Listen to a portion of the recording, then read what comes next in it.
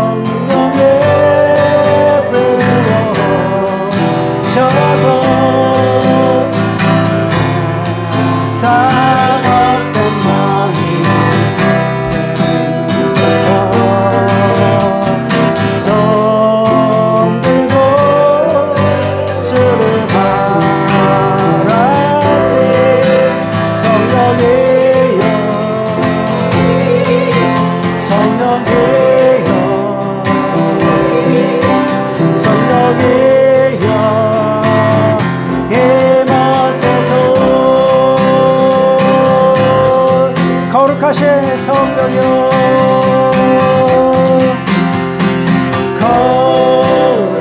거룩하신 성령이여,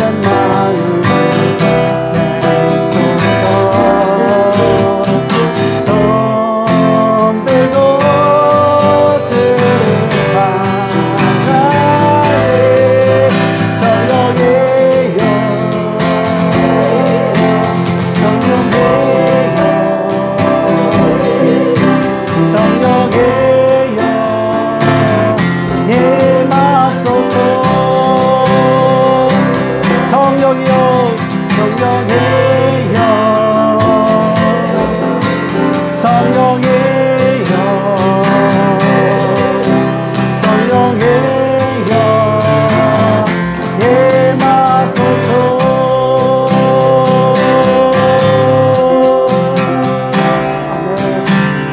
사랑하는 나의 아버지, 사랑하는 나의 아버지,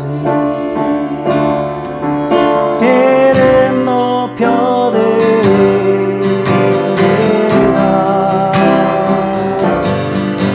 주 나라 찬양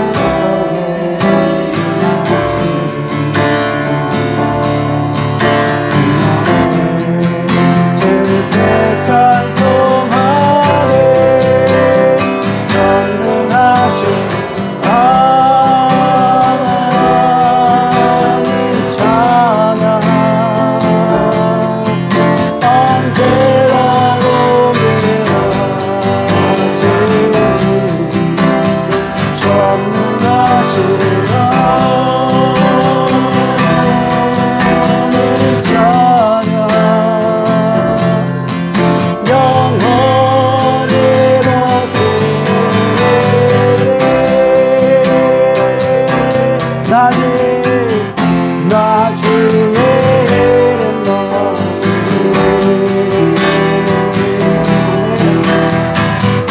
나 주의 이름 높이네.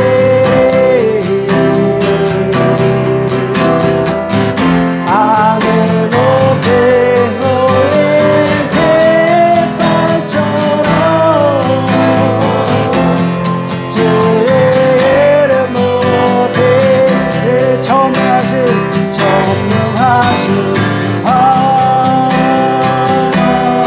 하나님 찬양, 언제나 동일하신 주, 전능하신 하나님 찬양,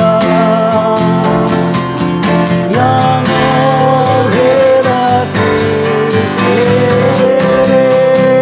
영원히 다스리네.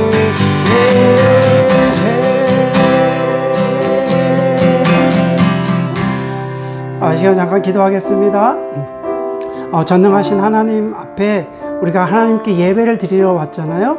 이 시간에 정말 우리가 마음을 다해서 하나님을 찬양하고 예배하고 경배하고, 또 그래서 그 하나님의 영이신 성령님께서 우리 가운데 임하여 주시고 예배를 받아주시고, 또 이 험난한 세상에서 또 정말 하나님께 예배드리는 예배자로 드리게 하시고 서게 하시고, 또 오늘도 주시는 말씀을 들을 수 있도록 인도해 달라고 기도하겠습니다.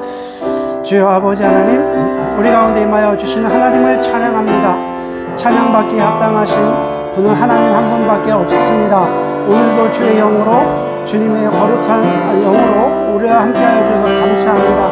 우리가 하나님 앞에 예배를 드리고 또 우리가 하나님 앞에 찬양을 드리고 우리가 하나님께 경배를 드릴 때 하나님께서 오늘도 이 한 시간에 예배를 받아주시고 또 하나님의 거룩한 영으로 성령님으로 기쁨의 영으로 우리에게 함께하여 주셔서 정말 하나님의 주시는 말씀을 들을 수 있도록 인도하여 주옵소서. 세상의 지혜가 아니고 세상의 유익한 말이 아니라 오늘은 정말 하나님께서 직접 주시는 말씀으로 저희들 듣게 하여 주시옵소서. 할렐루야. 할렐루야. 주님을 찬양합니다. 주님을 경배합니다. 주님께 온전히 시간을 드립니다. 주여 오늘도 이 한 시간 함께하여 주셔서 하나님의 영광을 찬양할 수 있도록 도와주시옵소서.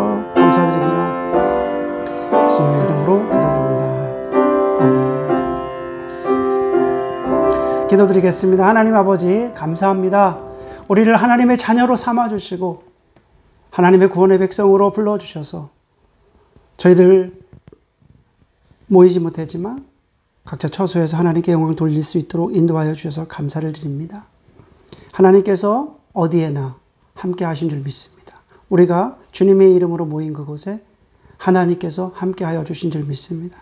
하나님께서 오늘 이 한 시간에 저희들의 예배를 받아주시고 찬양을 받아주시고 또 경배를 받아주시는 줄 믿습니다. 하나님의 기쁨의 영이 우리 가운데 임하여 주셔서 정말 기쁜 마음으로 감사한 마음으로 하나님께 예배 드리게 하여 주옵소서. 오늘도 이 한 시간에 하나님의 거룩한 말씀이 우리에게 다가올 때 우리가 마음을 열고 주의 말씀을 청중하기를 원합니다. 세상에는 수많은 정보가 있습니다. 세상에 유익한 말이 있습니다. 세상에 경험 있는 말들이 있습니다. 그러나 오늘 우리가 그 말을 듣는 것이 아니라 오늘 하나님께서 우리에게 직접 주시는 귀한 말씀으로 듣고자 합니다. 주의 성령님께서 우리 마음을 열어주셔서 오늘 이 한 시간에 하나님 말씀이 선포되어질 때 그 말씀이 생명의 말씀이 되게 하시고 생명이 살아 숨쉬는 귀한 말씀이 되게 하여 주셔서 하나님의 거룩한 음성으로 듣는 거룩한 말씀이 되게 하여 주옵소서. 오늘도 주의 성령님께서 우리 삶 가운데 또 나의 마음에 내주하여 주셔서 하나님의 거룩한 성령 하나님으로 충만한 시간이 되어질 수 있도록 인도하여 주옵소서. 우리가 살아가는 이 세대를 본받지 않게 하시고 우리가 변화를 받아서 온전히 하나님의 거룩한 백성으로 이 땅에서 살아갈 수 있도록 인도하여 주옵소서. 하나님의 거룩한 교회를 주님께서 지켜주시옵소서. 조대교회를 지켜주시옵소서. 함께하여 주옵소서. 조대교회가 진정으로 처음에 하나님께서 원하셨던 그 교회의 모습으로 세워질 수 있어서 저희들이 하나님께 주시는 사명을 잘 감당하는 하나님의 복된 교회가 되어질 수 있도록 인도하여 주옵소서. 감사드리며 예수 그리스도의 이름으로 기도드립니다. 아멘.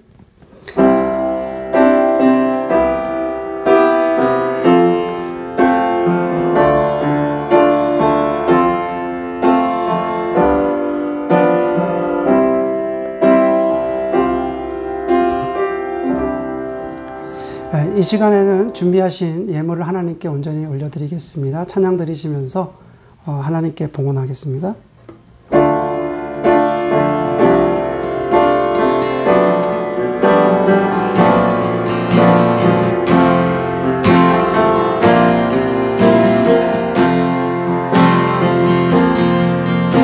주님과 함께하는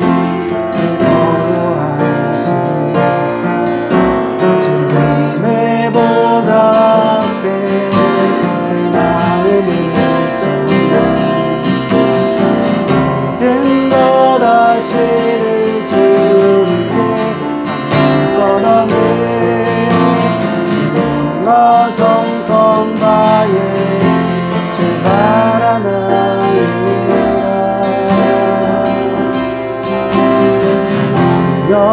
여하잖아도 있을 거라서 오직 주의 얼굴 구하게 하소서. 이해할 수 없을 때라도 사랑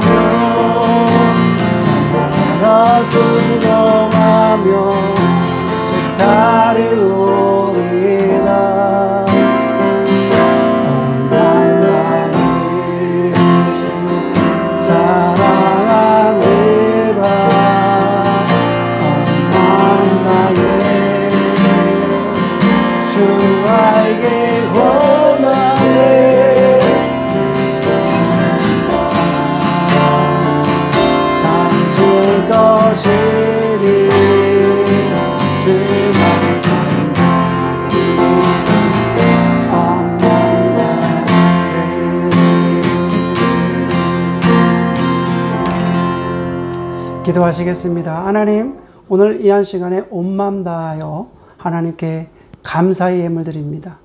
또 주님 앞에 허락된 귀한 예물을 하나님께 온전히 올려드립니다. 주님께서 오늘도 저희들의 예물을 받아주시고 하나님의 큰 복으로 우리 삶의 가운데 임하여 주시기를 원합니다. 하나님께서 저희들과 함께하여 주시고 지켜주시고 또 정말 우리와 또 우리의 비즈니스와 또 우리의 사업과 또 우리의 모든 삶의 자리 가운데 임하여 주시는 분이 하나님이신 줄 믿사오니 오늘도 저희들 감사해서 하나님께 드려지는 이 예물이 아버지께 상달되어지게 하여 주시고 또 아버지께서 날마다 우리와 동거하여 주시옵소서. 감사드리며 예수님의 이름으로 기도드립니다. 아멘. 하나님 말씀 보겠습니다. 하나님 말씀은 로마서 1장 17절 말씀과 사도행전 5장 32절 말씀입니다. 제가 봉독하겠습니다. 로마서 1장 17절 말씀입니다. 복음에는 하나님의 의가 나타나서 믿음으로 믿음에 이르게 하나니 기록된 바 오직 의인은 믿음으로 말미암아 살리라 함과 같으니라. 사도행전 5장 32절 말씀입니다. 우리는 이 일의 증인이요 하나님이 자기에게 순종하는 사람들에게 주신 성령도 그러하니라 하더라. 아멘. 오늘 말씀을 통해서 성령님을 따르는 삶이라는 주제 말씀을 가지고 말씀을 나누도록 하겠습니다. 저는 부모님이 목회를 하셨기 때문에 어린 시절부터 교회에서 자랐습니다. 교회가 집이고 집이 교회였습니다. 그래서 어릴 적에 아이들이 교회에 와서 탁구도 치고 또 농구도 하고 참 즐거운 시간을 보냈는데요. 지금 와서 부모님의 목회를 이렇게 보게 되면은 부모님이 한순간도 좀 이렇게 편하게 보인 적이 없었던 것 같습니다. 그 이유는 늘 아침과 저녁에까지 긴장 속에서 사셨던 것을 보게 되었고 또 저녁 늦은 시간부터 새벽에도 가끔씩 전화가 오면 그 시간에도 신방을 가셨던 그런 것을 제가 보았습니다. 그리고 매년 12월이 되면은 이제 긴장이 되는 시간입니다. 왜냐하면 사람들이 이제 12월까지 잘 교회를 이렇게 나오다가 특히 이제 12월 달이 되면은 교회를 떠나겠다고 하는 집사님, 장모님, 권사님 이런 분들이 계셨기 때문에 그렇습니다. 목회자에게 있어서 직분을 맡으신 분들이 교회를 옮긴다는 것은 참 교회를 떠나게 되면 어려움이 참 많이 있더라고요. 그래서 저는 어릴 적부터 이런 어른들을 보면서 왜 이렇게 하실까 이런 이제 궁금증을 좀 가졌고요. 왜 이런 신앙생활을 할까 이런 생각을 해봤습니다. 하나님의 교회가 갈라지고 또 서로 성도들끼리 싸우고 또 그렇게 분열하게 되는 이유가 무엇일까요? 오늘 말씀에 그 원인이 자세히 잘 나타나 있습니다. 그 원인은 성령님을 따르지 않기 때문에 그렇습니다. 사도 바울은 고린도전서 3장 1절에 육신에 속한 사람과 신령한 자에 대해서 이렇게 구분하고 있습니다. 자, 고린도전서 3장 1절 말씀해 보니까요. 형제들아 내가 신령한 자들을 대함과 같이 너희에게 말할 수 없어서 육신에 속한 자 곧 그리스도 안에서 어린 아이들을 대함과 같이 하노라. 바울은 고린도 교인들을 향해서 신령한 자들로 대하고는 싶지만 그럴 수 없어서 육신에 속한 자로 대한다. 이렇게 말씀하고 있습니다. 그래서 그 육신에 속한 자에 대해서 성경에서 헬라 언어로 보니까 두 가지 언어로 되어 있더라고요. 두 가지 언어 중에서 사르키노스를 이제 번역한 단어인데 인간의 본성과 지혜를 따르는 자 이런 뜻을 가지고 있고요. 그 다음에 푸시키노스라는 이 단어의 또 뜻이 있어요. 이것은 세상에 속한 사람, 세속적 가치에 따라 사는 사람이 바로 그 육신에 속한 사람이라는 것입니다.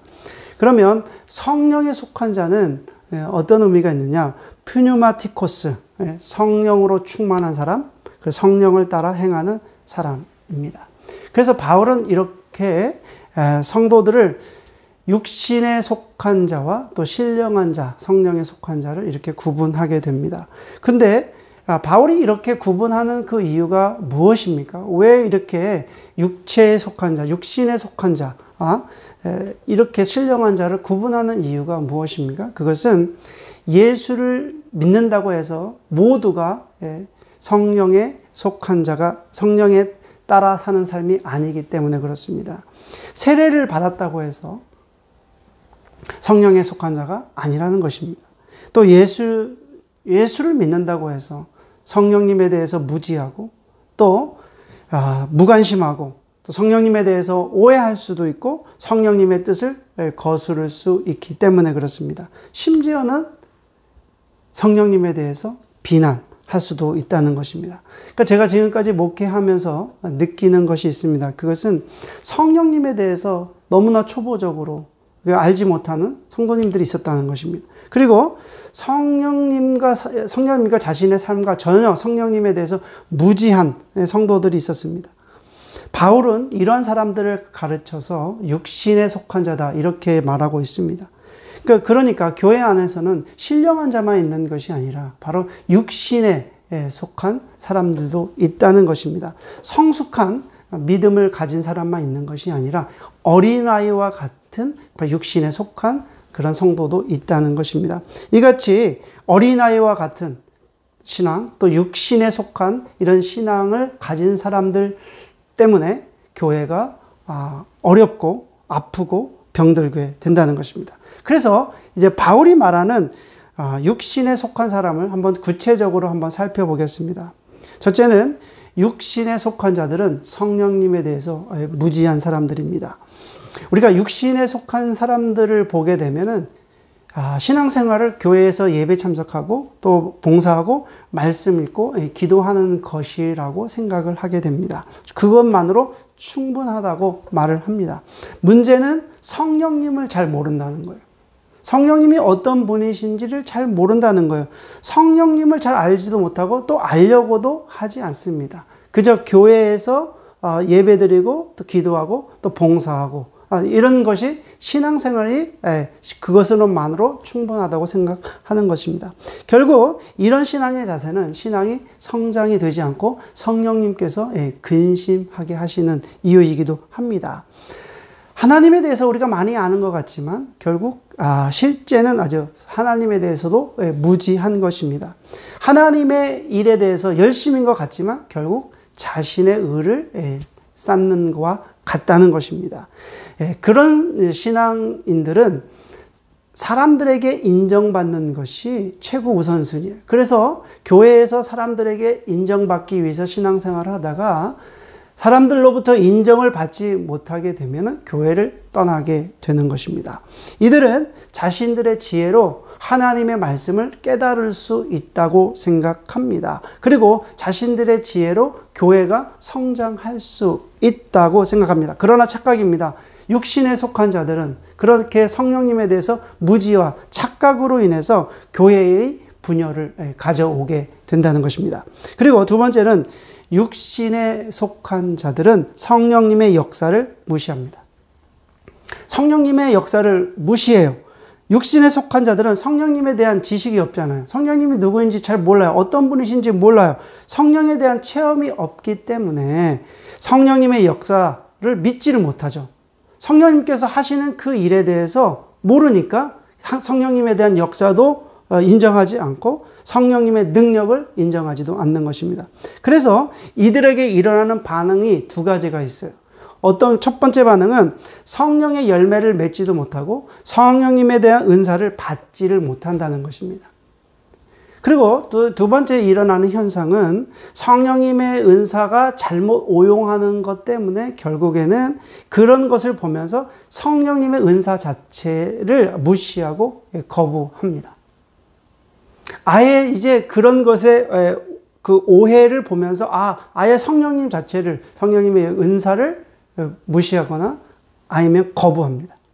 우리는 조심해야 됩니다. 왜냐하면 하나님은 영이시잖아요. 그러니까 성령님은 하나님의 영이시고 또 성령님은 그리스도의 영이시고 성령님은 진리의 영이십니다.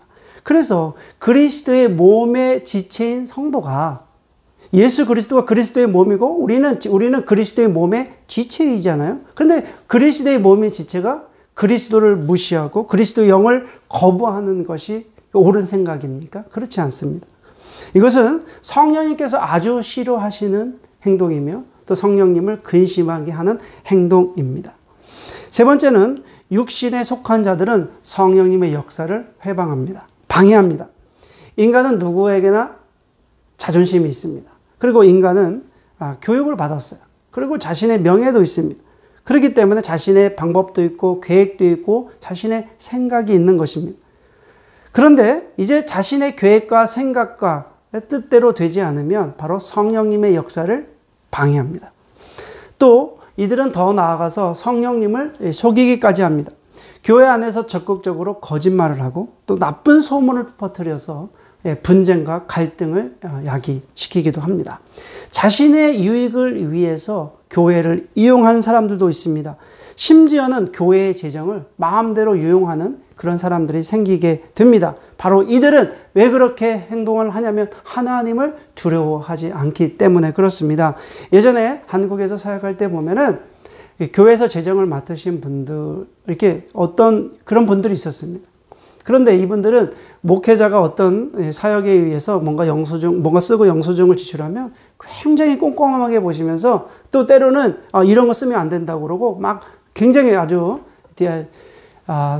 이렇게 걱정하시는 분이 있었습니다. 그런데 그분은 본인들이 뭔가 쓸 때는 그 교회의 재정을 가지고 식사도 하고 그 교회 재정을 가지고 커피도 마시고 마음대로 쓰면서 이제 하나님의 일을 하는 사역자들이 뭔가 쓰려고 하면 그렇게 꼼꼼하게 보는 것을 보게 됩니다. 네 번째로 한번 생각해 보면 바울이 고린도 교회에 육신에 속했다고 말하는 그 이유는 그 고린도 교회가 분쟁과 시기가 가득했기 때문에 그렇습니다.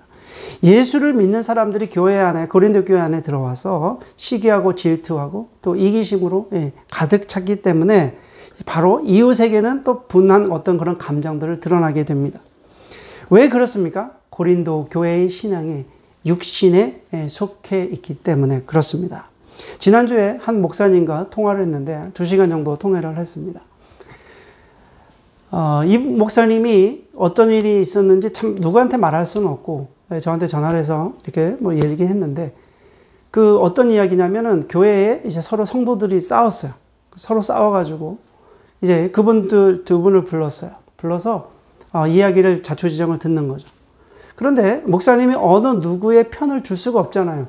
그래서 이제 같이 얘기를 듣고 그리고 이제 기도하면서 끝을 냈대요. 그런데 그 두 분 중에 한 분이 자신의 편을 들지 않았다고 목사님이 그렇게 자기의 편을 들지 않았다고 해서 목사님을 아주 그 표현에 의하면 개무시를 했다고 그래요. 아예 목사님이 오든지 말든지 상관도 안 하고 인사도 안 하고 목사님을 아예 쳐다보지도 않고 아주 무시하는 그런 현상이 있어서 이 목사님이 목회하는데 자괴감이 들 정도로 목회자의 권위도 없고 또 목회자로서 과연 내가 여기서 목회를 해야 되는가 이런 정도로 아주 심각하게 하고 생각하고 답답하니까 저에게 전화를 한 것입니다.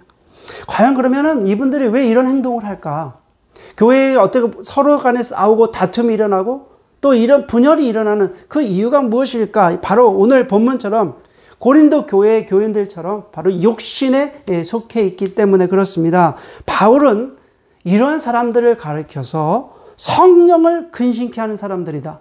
그리고 사람을 따라 행하는 사람들이다. 육신에 따라 가는 사람들이다. 어린아이와 같은 사람이라고 이렇게 정의합니다. 그러면 신령한 자는 어떤 사람입니까?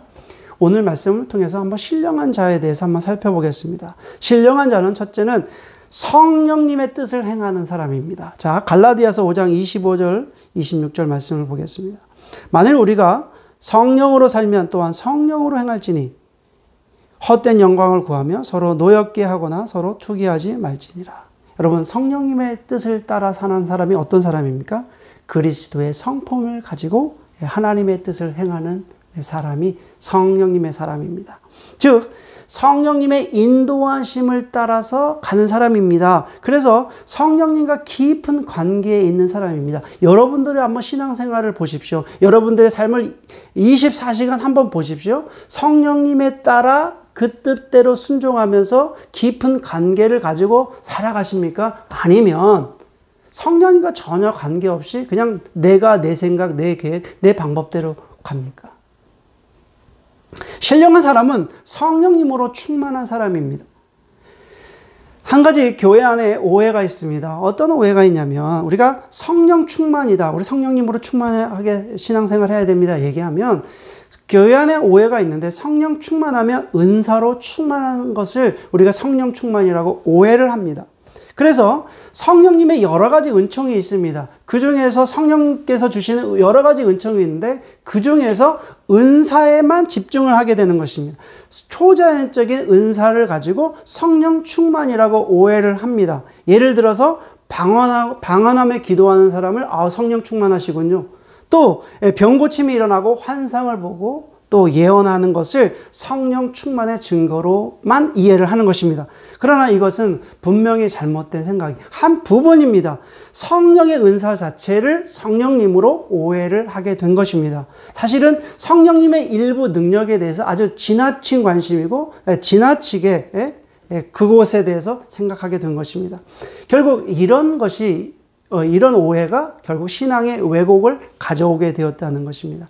한쪽은 성령님의 충만함을 은사에 치중하게 되었고 또 다른 면에서 한쪽에서는 이것을 의심하다 보니까 아예 성령님 자체를 멀리하게 되었다는 것입니다.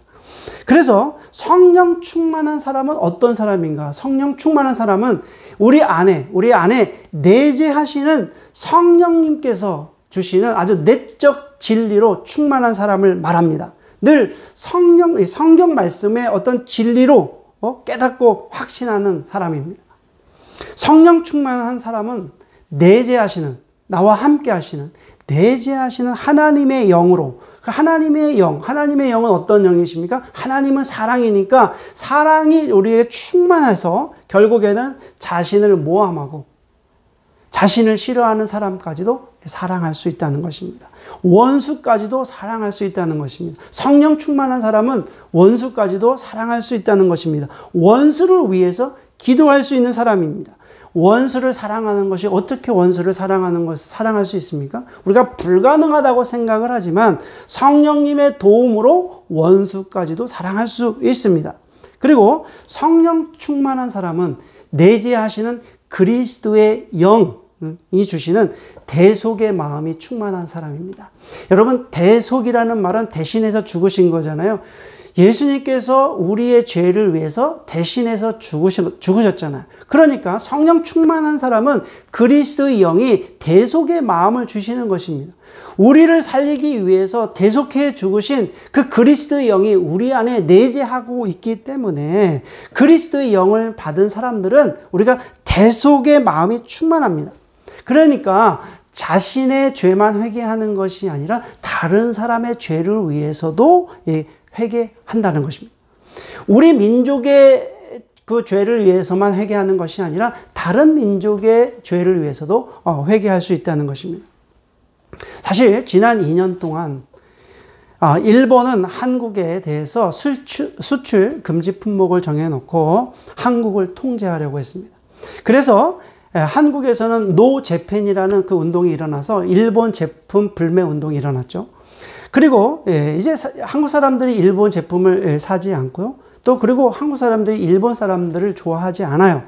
그리고 이번 여름에 이제 얼마 안 있으면 그 일본에서 올림픽이 일어나지 않습니까? 그런데 일본에서 또 어떤 일이 일어났냐면 그 지도에다가 독도를 자기네 땅이라고 하니까 얼마나 또 한국 사람들이 일본 사람들을 싫어합니까? 그래서 저는 한국인 목사님들 또 선교사님들과 교제하면서 이야기할 때 정말 이 일본을 전부 다 다들 싫어하시고 긍정적으로 이야기하는 분들을 만나보지 못했습니다. 그 외에 다른 분들하고 얘기해도 한국 분들하고 얘기해도 긍정적으로 이야기하는 분들을 만나보지 못했습니다. 그러나 우리가 정말로 성령님으로 우리가 충만하다면 일본의 도발, 일본의 만행, 일본의 죄를 대신해서 우리가 회개할 수 있어야 됩니다. 우리가 민족적 갈등의 구조에서 우리가 하나님의 거룩한 성도로서 내재하시는 그리스도의 영이 우리가 임하시기 때문에 우리가 그리스도의 영은 죽을 수밖에 없는 우리를 살리셨잖아요. 십자가에 달리신 것처럼, 달려 죽으신 것처럼 우리가 그토록 미워하고 또 경쟁 관계에 있으면 질투하고 아니면 원수처럼 여기는 사람이나 그런 민족을 대신해서 그들의 죄를 우리가 회개할 수 있다는 것입니다. 네 번째는 성령 충만한 사람은 겸손하고 온유합니다. 성령 충만한 사람은 자신을 모독하는 사람, 자신을 정말 싫어하는 사람, 그런 사람은 어떻게 합니까? 그런 말에도 쉽게 상처를 받지 않습니다. 쉽게 화를 내지 않고 죄를 짓지 않습니다. 또 화를 내도 오랫동안 품지 않게 되고요. 결국 화를 낸 것에 대해서 회개를 하는 사람이 성령 충만한 사람입니다. 다섯 번째는 성령 충만한 사람은 하나님을 경외하는 사람입니다. 하나님에 대해서 함부로 이렇게 말을 하는 사람. 그런 사람이 어떻게 성령 충만하다고 말할 수 있습니까? 하나님에 대해서 함부로 이야기하지 않습니다. 정말 우리가 어떤 목회자는 하나님 까불면 죽어 이런 말을 서슴지 않고 하는데 이런 사람이 성령 충만하다고 말할 수 있습니까? 또 우리가 무조건 할렐루야 아멘 하면서 그런 말들을 함부로 이야기하는, 그래서 스스로 사람들로부터 영광 받기를 좋아하는 사람들이 있습니다. 그들은 성령 충만한 사람이 아닙니다. 나이가 아무리 많아도 신앙생활을 아무리 오래 했다 할지라도 또 목회자, 선교사, 성도로 할지라도 성령 충만한 사람이 아닙니다. 성령 충만한 사람은 모든 것을 하나님께 영광 돌리는 사람입니다. 자신에게 영광 돌리는 것이 얼마나 무서운 죄라는 것을 아는 사람이 성령 충만한 사람입니다. 세례 요한이 예수님을 만났을 때 어떻게 합니까? 그 당시 세례 요한은 아주 유명한 사람이었습니다. 사람들이 인정하는 사람이었습니다. 그럼에도 불구하고 예수님을 만났을 때 나는 그의 신들매를 들기도 감당할 수 없는 사람입니다. 당신은 흥하여야 되고 나는 쇠어야 하는 그런 존재입니다. 라고 그렇게 고백을 합니다. 또한 성령 충만한 사람은 교회를 사랑합니다. 여러분, 그리스도의 영이 충만한 사람, 여러분 자연스럽게 그리스도의 몸을 사랑하게 되어 있습니다. 여러분, 교회의 잘못을 냉소적으로 비판하는 사람들이 참 많이 있습니다. 그러나 여러분, 정말 성령 충만한 사람은 교회를 어떤 냉소적으로 비판하기보다는 정말 아픈 마음을 가지고 교회를 위해서 기도하는 사람이 성령 충만한 사람입니다. 그리고 일곱 번째는 성령 충만한 사람은 성령의 은사를 교회를 위해서 사용합니다. 하나님께서 선물로 주신 것이 성령의 은사인데 그 성령의 은사를 자기 개인의 유익을 위해서 사용하지 않고 교회 공동체의 유익을 위해서 사용하는 사람이 성령 충만한 사람입니다. 그래서 여러분, 참 이 세상에 참 많은 기독교인이 있고 또 많은 목회자, 선교사, 또 많은 사람들이 있는데 그런 분들을 한번 보십시오. 이분들이 성령 충만한 사람인가 아닌가? 그 알 수 있는 그 길은 그것이 자신의 영광을 위해서 사용하는가 아니면 교회 공동체 유익을 위해서 사용하는가를 통해서 이분이 성령 충만한 사람인가를 우리가 알 수 있다는 것입니다. 성령 충만한 사람이라는 것은 한번 정의해 보면 하나님의 영으로 충만하고 또한 그리스도의 영으로 충만하여서 자신의 존재를 하나님께 굴복시킨 사람입니다. 교회는 성령 하나님으로 충만한 사람들이 모여졌을 때 그 교회가 건강한 교회가 될 줄 믿습니다. 저는 저희 교회가 정말 성령 충만한 교회가 되기를 간절히 원합니다. 그러면 우리가 어떻게 하면 성령 충만할 수 있을까요? 자, 복음 전도자인 무디 목사님이 이렇게 얘기했습니다. 인간은 깨진 그릇과 같으므로 계속해서 성령 충만할 수 있는, 성령 충만하게 되는 방법은 물이 쏟아지는 수돗물 아래 그 깨진 그릇을 갖다 놓는 방법밖에 없다. 이렇게 얘기했습니다. 이 무디 목사님의 말씀에 좀 전적으로 동의합니다. 인간은 저수지에 물을 이렇게 담는 것처럼 저장하는 것 같이 성령님을 저장을 하면 얼마나 좋겠습니까? 그러나 그렇게 물을 저수지에 저장하는 것처럼 성령님을 저장할 수 없다는 것입니다. 우리가 한번 성령님으로 충만했다고 해서 그 성령님이 아주 오랫동안 충만할 수가 없다는 거예요. 지속될 수가 없다는 것입니다. 오히려 인간은 깨진 그릇과 같은 거예요. 인간의 본성은 어떻게 보면 날마다 죄를 짓는 그런 깨진 그릇과 같은 본성을 가지고 있는 것이 바로 인간의 본성이라는 것입니다. 계속해서 성령으로 충만하지 않으면 그 성령님이 사라지게 되고 또 우리는 육신에 속한 사람밖에 될 수 없다는 것입니다. 우리가 서로 성도님들과 얘기해 보면 성령 충만하지 않은 사람은 맨날 예전의 은혜만 얘기하고 지금은 그 은혜가 사라져요. 또 그런 분들은 목회자의 그 설교를 판단하고 비판하고 교회를 비판하고 성도와 다툼이 일어나고 교회의 주인이 되려고 하는 사람들입니다. 그래서 성령으로 우리 성령 하나님으로 충만하려면 첫 번째는 성령 충만을 올바르게 우리가 사모해야 돼요. 매일매일 성령님을 우리가 의지하고 사모해야 돼요. 그래서 성령님을 의지하지 않고 사모하지 않고는 성령님으로 우리가 충만할 수가 없어요. 그래서 우리가 매일매일의 기도 제목이 우리가 성령 충만이 우리가 기도 제목이 돼야 돼요. 그래서 여러분 기도하실 때마다 성령님 충만하기를 원합니다. 사모하셔야 돼요. 내재하시는 성령님, 나와 오늘 함께 동거하셔서 성령님으로 충만하게 생각하고 성령님으로 충만하게 결정할 수 있도록 도와달라고 매일매일 사모하며 우리가 기도해야 됩니다. 두 번째로 성령 충만하려면 굳센 믿음으로 우리가 매일 순종해야 된다는 것입니다. 여러분, 굳센 믿음이 무엇입니까? 흔들리지 않는 것입니다. 흔들리지 않는 것. 하나님의 존재하심을 믿고 하나님께서 우리의 삶을 인도하실 것이라고 하는 그런 흔들리지 않는 믿음이 굳센 믿음입니다. 아무리 어렵고 힘든 상황이라도 아버지 하나님께서 나와 함께 하실 것이라고 하는 그 믿음이 굳센 믿음입니다. 그래서 오늘 우리가 읽은 본문 말씀 로마서 1장 17절 말씀에 보면 바울이 이렇게 기록합니다. 자, 다시 한번 읽어보겠습니다. 복음에는 하나님의 의가 나타나서 믿음으로 믿음에 이르게 하나니 기록된 바 오직 의인은 믿음으로 말미암아 살리라 함과 같으니라. 여러분, 오직 의인은 믿음으로 말미암아 살리라. 지금 이 바울의 고백이거든요. 그런데 바울은 이 고백을 어디서 인용했냐면 하박국 선지자의 말씀에서 인용을 해요. 그래서 바울 서신에 의하면 바울이 오직 의인은 믿음으로 말미암아 살리라 이 표현을 두 번을 했는데 로마서 1장 17절과 갈라디아서 3장 11절에 지금 하박국 선지자의 말을 인용해요. 자, 하박국의 시대가 어땠습니까? 하박국 2장 4절 말씀을 보면은 보라 그의 마음은 교만하여 그 속에서 정직하지 못하나 의인은 그의 믿음으로 말미암아 살리라. 하박국 선지자가 하나님께 정말 부르짖었을 때 하나님께서 지금 응답하신 내용이 지금 2장 4절 말씀이에요. 당신은 폭력과 다툼이 일어나게 됐고 불의가 세상에 판을 치는 세상이었어요. 하나님의 정의가 어디 있는지도 몰라요. 불의가 세상에 아주 주가 되고 불의가 세상에 판을 치는 그런 세상에 지금 하나님께서 하박국 선지자에게 하신 이 말씀의 뜻은 이런 세상에서 끝까지 믿음을 지키라고 하나님께서 하박국 선지자에게 말씀하신 것입니다. 그래서 하박국 선지자는 하나님의 말씀을 듣고 이제 고백합니다. 3장 17절입니다. 비록 무화과 나무가 무성하지 못하며 포도나무에 열매가 없으며 감람나무에 소출이 없으며 밭에 먹을 것이 없으며 우리의 양이 없으며 외양간에 소가 없을지라도 나는 여호와로 말미암아 즐거워하며 나의 구원의 하나님으로 말미암아 기뻐하리로다. 이렇게 고백하게 됩니다.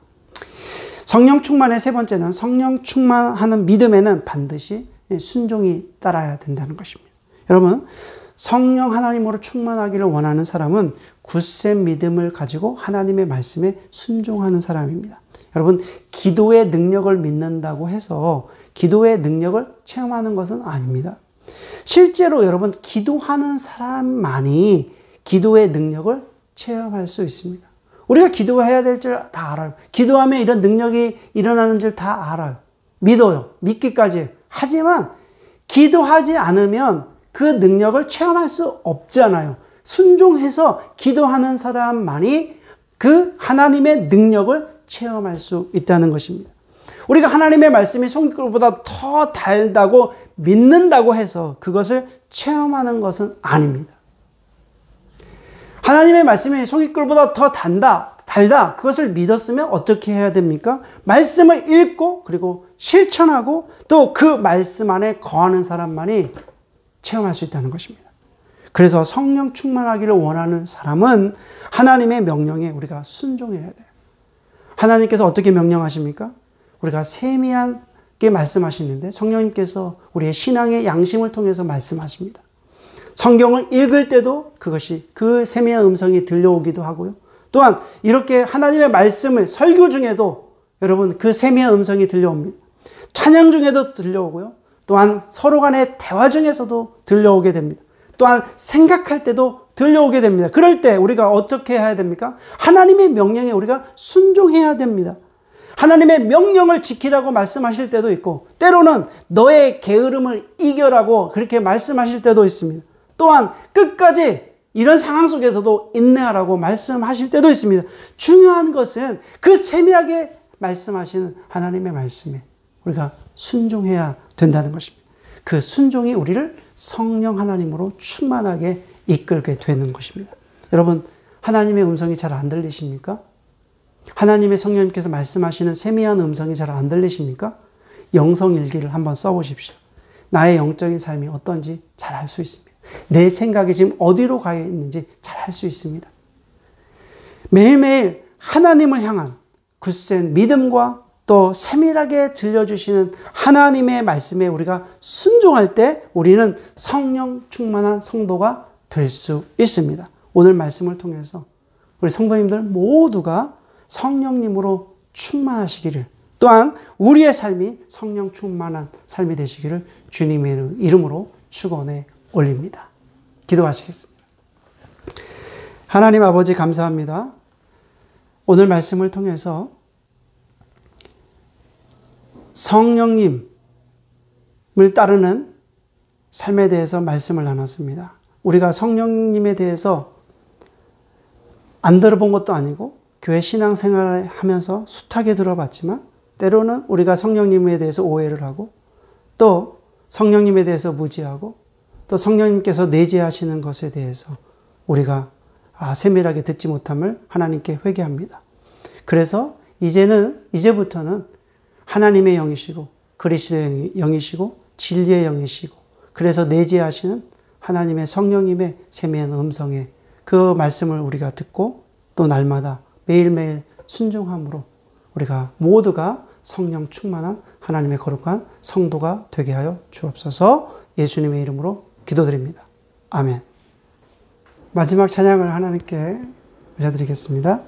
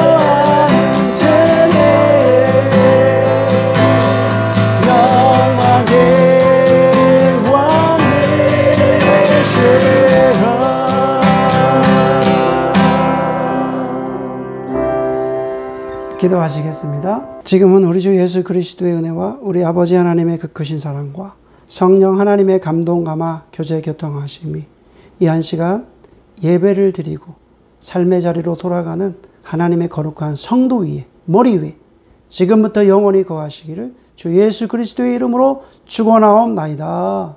아멘.